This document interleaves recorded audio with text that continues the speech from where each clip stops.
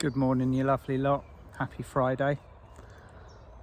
Couldn't be a more beautiful morning in the woods. It's definitely spring. It's chilly. Mist rising over on the fields to my left, along with the sun. And considering that it's so bright and so shiny and so lovely, it'd be an ideal morning to talk about shadow work.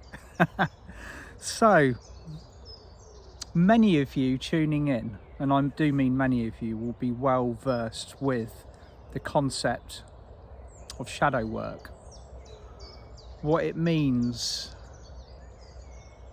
what it feels like to go through it, the intricacies of visiting the aspects of you that you really would rather just stayed locked away in that room, that basement under the floor. And there's an old saying, I don't know it exactly, it's kind of like an old Indian proverb, that the room under the floor with the trap door eventually becomes so full that it bursts. Now, that we're well past the point of the room bursting. We've started traversing our personal stuff, the things that we need to release, dissolve and move on from quite a considerable period of time ago. But there's two ways of doing the shadow work, and the route one is to deliberately seek it out. Okay, you go in there, you deliberately do it. And there's another old saying, if you dig you shall find. You know, if you go in there, if you're looking for it, if you might even know what you're looking for, which is even better, then it will come to the surface. You can shine the light through it, you can understand it, and you can release it and move on. Now, the more I do this job, the more vital I realise that this work is. And sorry, in my introduction I forgot to say happy full moon. As I'm recording this in the UK, I think it's full moon in Virgo is at 7:17 UK time. And there is also a very, very large energy building towards the equinox. Now, there's a friend of mine, Alice Heath, that says that the true equinox is actually today due to the alignment of the sun and the moon. But I think the actual precision of the dates and the alignments of the planets and the moon and the sun and everything is really kind of like it's technical details when we come to the overall energy of the balance, the equal point between light and dark. So how do we move fully into the light? Well, you reveal the shadows. You reveal the shadows and you dig them out. Now, for years and years, I was like, nah, I don't have to do shadow work. I work with the light. You know, everything that I do, all of this light work naturally visits those dark places.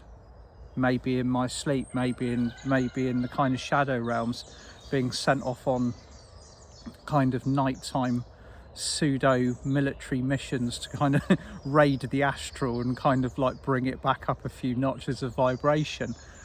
But what we need to be doing at the moment very much is looking at the things that are really triggering that fear point, the things that come up in our interactions with our work, with other people, with the 3D matrix or reality that we still have to interact with on a daily basis, or maybe more immersed in than we would like to be the majority of the time.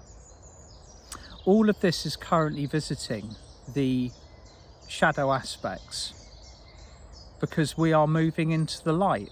Now, 10, 15, 20 years ago, we could avoid this if we chose to do so. This was one of the beautiful parts of the third dimensional school, is that if you wanted to be asleep, you could be asleep. That was your choice.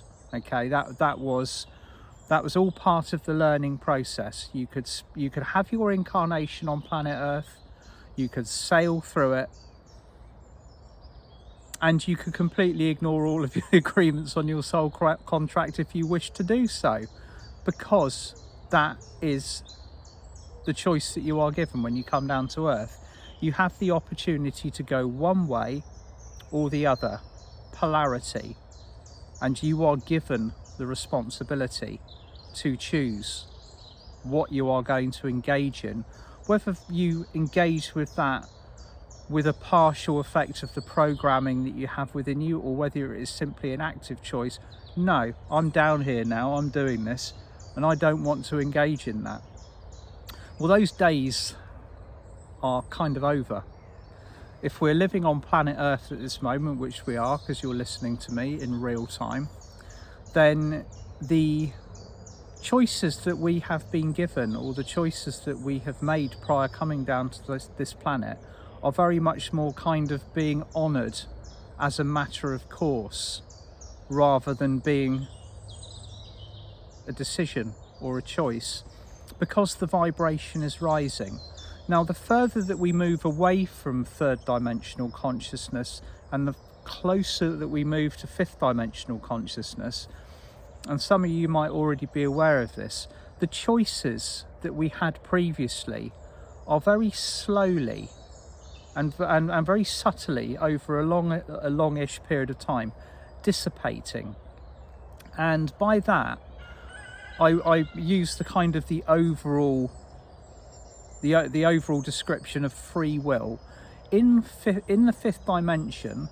And this might be, you've either heard me talking about this before, or it will be new, and it might be even slightly triggering.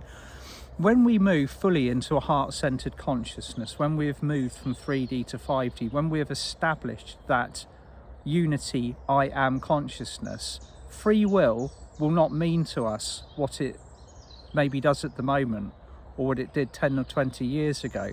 We are functioning from a point of heart-centered service at that vibration. It's very much like, have you ever put yourself in the shoes of the angels for a day or two? How does an angel view its day? How does it view the task that it has to do? How does it view the people that it is helping, or the planet, or the galaxy? Do you think it sits to itself and goes, I don't want to do that? It's the service flow and the attunement to that heart-centered vibration means that even though there might be an emotional kind of negativity towards the task, it will still occur, and it happens because it is absolutely tuned into the heart-centered point of service. So I have digressed slightly here, but this is the energy that we are moving into, okay? And lots of you will be feeling this, that even though you might be slightly resistant to the work that you have to do at the moment, you might be slightly resistant to the things that are coming up, or the responsibility that you are being given or have been offered to choose for your ascension pathway. It no longer feels like a choice anymore. Okay, so at this incredible midway point, on the eve of the balance between light and dark, we are now looking at our own ability to simply move through the work that we are given, and a lot of that at the moment is shadow work. I'm seeing an incredible pattern emerging, and it's been going on since the light became stronger and stronger last year. Last year was the year that the light kind of went off the charts, and it's doing so in very unsubtle jumps. So we've moved through the first 3 months, so we're kind of like, we're well into the spring aspect in the northern hemisphere here, and every single month that we've experienced so far, January was powerful, February was even more powerful, not even mentioning that incredible period of time between the 2nd of February and the 22nd of February, the 222 master number portal. And now we're into March, and the light is just getting stronger, and it is getting brighter, and simultaneously, or paradoxically, in the third dimension, the distractions or the show is becoming so loud that it appears to be of equal reflection to the quantity of light. And that is the way it is supposed to be at the moment. Everything that is going on around the world, whether it is uncomfortable, whether it is difficult to witness or difficult to experience, is part of the process that is occurring. There will always be an equal or opposite reaction whilst we are in polarity. The reflection that we are seeing around the world is simply a mass creation of the consciousness that is being released as the light pours into the planet. So as I've always said, as we're going along, it has to become visibly worse before it gets better. Excuse me. And in amongst this all, as we're working, as we're taking on all of this responsibility, it points back to us, the shadows that are coming up within us at the moment. And they manifest themselves in many ways. Now, like I said earlier on, like a few minutes ago, I used to think that I could get through this by, like dodging the shadow work. Oh, I don't want to do that. I don't want to visit that. That was that incarnation. I'll just release it with a bit of violet flame, send the violet flame back along my timeline. See you later. That kind of experience. But they pertain, the shadow work that we're doing at the moment, and it's kind of being not so much forced upon us, but it is a natural part of the process now, are bringing to our attention all of the things that we need to release in order to move through the next phase of the ascension process with grace, with ease. So you might have already found yourself working with your shadow aspect, with the things that you really don't want to look at now, for months. It might have even begun halfway through last year, or even earlier than that. So we've moved from a situation, I believe, where we choose to engage in aspects of our process, to engaging with it because it's become part of our everyday reality. So the longer we're on this ascension pathway and the more intense it gets, the workload does increase. So how do we deal with all of this shadow stuff that's coming up? How do we deal with the increased workload, that weight of responsibility that you might feel upon your shoulders? The fear maybe of becoming visible, of taking your role on, of being seen, of being heard, of engaging with energies that 5 years ago that you avoided because you did not want to tarnish your beautiful light, your beautiful aura. You did not want to engage with the mass consciousness that actually needs alchemizing, or it needs those shafts of light penetrating into it in order to allow the entrance of light to do its work. That's where we are at the moment. Okay, it's got to the point now where the jobs, the responsibilities, the roles that you and I are playing are now automatic. It's the halfway point through the ascension process, and I've found the repetition of the shadow work the most interesting, but I've also found it the toughest to navigate, me personally. I don't think I think once you've done this for a long time, once you've really become accustomed to visiting those places, to working with yourself, it becomes graceful, it becomes easy. And this applies to all aspects of our job.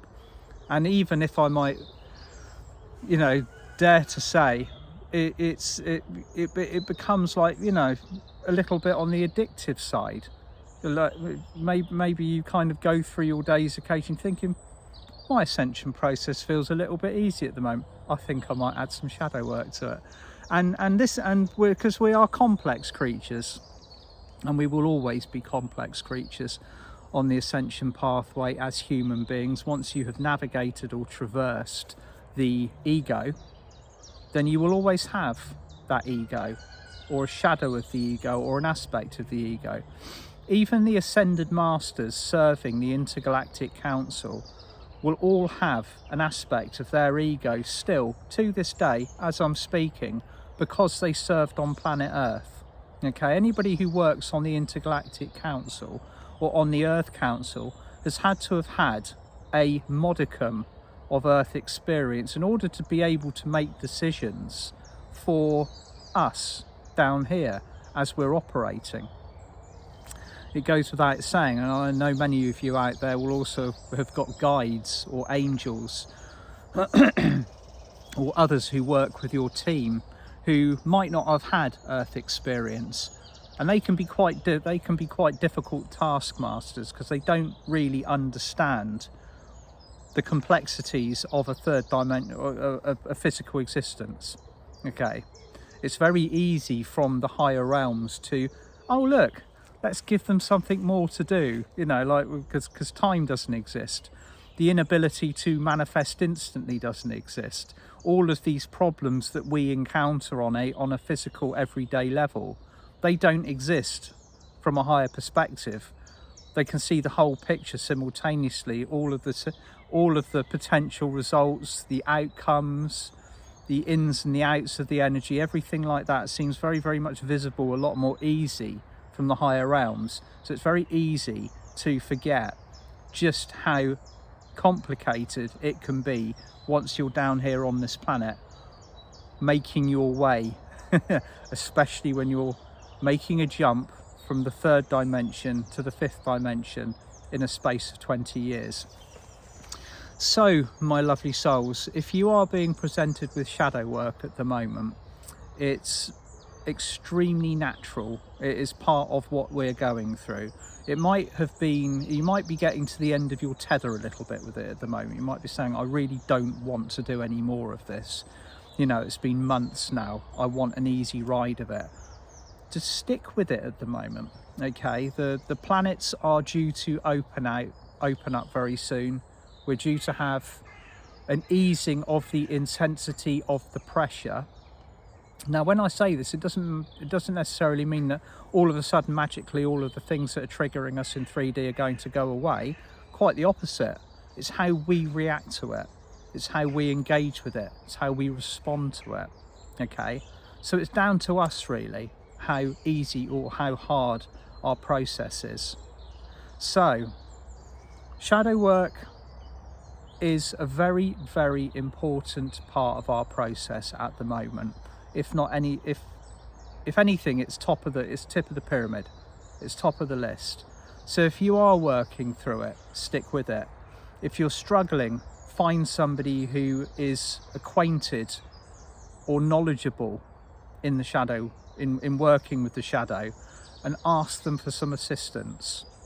You might be one of these people who has a problem reaching out to others and asking for help. That again is a shadow that needs to be explored. You might be being shown a reflection of your spiritual competition or your envy or other things that have come up, programming from your childhood, experiences from your past lives. All of these are now visible in the light. So therefore, the shadow work is automatic. It's things that we will be moving through on a rolling process. Once we accept and acknowledge those aspects of ourselves, once we love those aspects of ourselves, once we say, that is a part of me, I accept it, I love it, move on from it, even integrate the power from that experience into your current forward momentum, then you move smoothly and gracefully onto the next phase. Okay, so I never thought I'd actually be sat here saying this, that the embracing of the shadow work is very much part of our process. I thought it was something that you had to do, that you'd kind of like, you know, get dragged into begrudgingly, kind of kicking and screaming. But it became quite apparent to me that I've been doing it now, literally, automatically, simply by signing the higher contract for the soul pathway that I'm on. And most of you will also have done that. You will have now signed or be preparing to sign your master contract, okay? The soul contract that ultimately defines your spiritual mission here on earth, okay? So this is why it's so intense. So there was a question in the live Q&A that Mia and I were doing for the One Unity generation, the 6-month Ascension journey that we're doing at the moment, that said, you know, like, what is the point of all this being so hard? Why is it so tough? And you know, like, I was like, good question. You know, like, why do we get hammered like this all the time? And it became obvious to me that this is either programming that we've got ourselves locked into, or we're simply just right slap bang in the middle of one of the most tumultuous shifts from one vibration to another. If you look at our world, if you look at beautiful Mother Earth with the complexities of the vibrations that exist here at the moment, 3D, or the third dimension, is in a unified dark night of the soul, okay? Just imagine yourself, once again, I've asked, you know, like, put yourself, it's very easy, what if you are feeling resistant to something, to just for a few moments put yourselves in that position, put yourselves in those shoes. Some of us don't like to revisit what it was like when we were asleep, or some of us might have like misty golden memories. Oh God, I wish I was still asleep. It was so much easier. But if you imagine a space that is completely immersed, completely asleep, like there is no higher reality. There is just what's going on in the world at the time, what the news says, what current problems are on the table, all of that kind of stuff. Like really kind of that insular world that a lot of the third dimension is centered around. Just imagine that just being completely hammered by light on a continual basis, day after day, week after week, with the vibration of the molecules and the bandwidth of the reality beginning to move faster and faster, and the input from the matrix becoming louder and louder to prevent you leaving. That's where it is at the moment. It's a very, very uncomfortable place to be. So over the next month or so, over the next 6 weeks, we're going to be asked to be that shaft of light that penetrates the darkness and provides the illumination, okay? And maybe start being the support for the souls that are going through that dark night, the people that are really struggling with looking at their reality. And it also brings the ball back into our court again. It's like, how are we dealing with each other? Those of us that are awake, those of us that are fully immersed in our role, okay? There has to come a point of ultimate cooperation between us, which leaves no space for spiritual competition. It leaves no space for like the clashing of wills or egos that a lot of us have when, you know, we feel ultimately that we hold an aspect of truth, and then somebody else challenges that truth, and all of a sudden all of the cooperation completely unravels because you don't feel that you can work with somebody else that holds these vibrations, ideals or ideas. And we're going to have to learn to move on from that very, very quickly, okay? Because if we're going to work in cooperation, if we're going to work as a unity with each other, we've got to accept that a lot of us might have different ideals or different ideas, or have attention placed in different places. Our ultimate goal is simply to be here to do our job, what we've incarnated to do.